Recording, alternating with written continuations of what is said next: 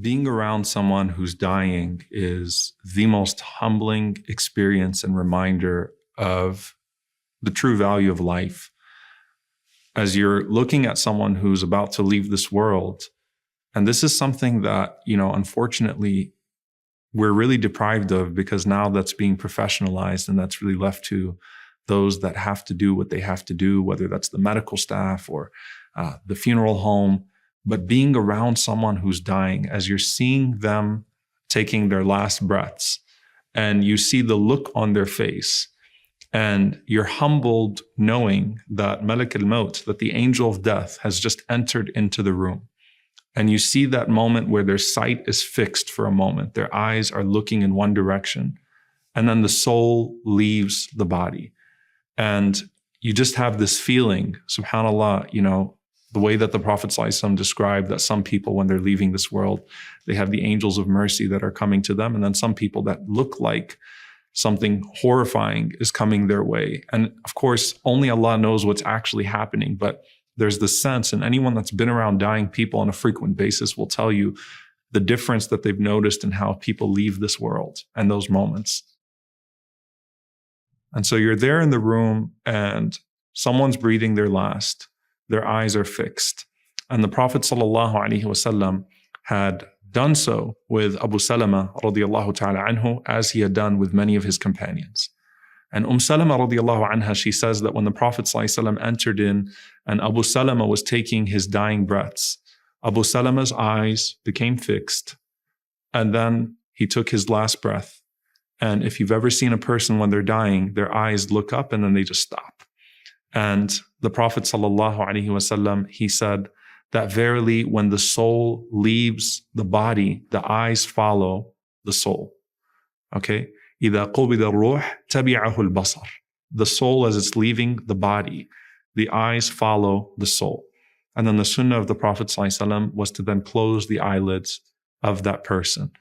Salama says that when we did so with the Prophet ﷺ in our presence, and Abu Salama had passed away, the people started to wail, they started to weep, they started to cry. And the Prophet ﷺ said, don't say anything right now except for good, because as you're saying what you're saying right now, the angels will say Ameen. SubhanAllah. The angels will say Ameen. So as you're making dua right now, whatever you say, don't say something that's going to be taken against you. Don't say something that's going to be harmful to the dead. You have a group of angels that just entered into the room to reclaim that soul. Make sure that what you say right now is good, because anything you say right now, those angels that have just entered are going to say Ameen. There are special angels that are going to say Ameen to your du'as in that moment. And so the Prophet ﷺ told them that. And then the Prophet ﷺ said, Allahumma ighfir li Abi Salama. Oh Allah, forgive Abu Salama.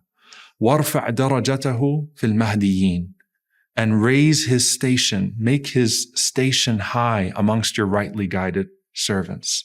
وَافْسَحْ لَهُ فِي قَبْرِهِ. And expand his grave. Make his grave spacious, the grave that he's about to occupy. وَنَوِّرْ لَهُ فِيهِ. And put light in that expansive grave of his. وَخْلُفْهُ فِي عَقِبِهِ. And take care of the descendants whom he's left behind. Make them pious and take care of them. SubhanAllah, the Prophet ﷺ made that dua, and the angels are saying Ameen.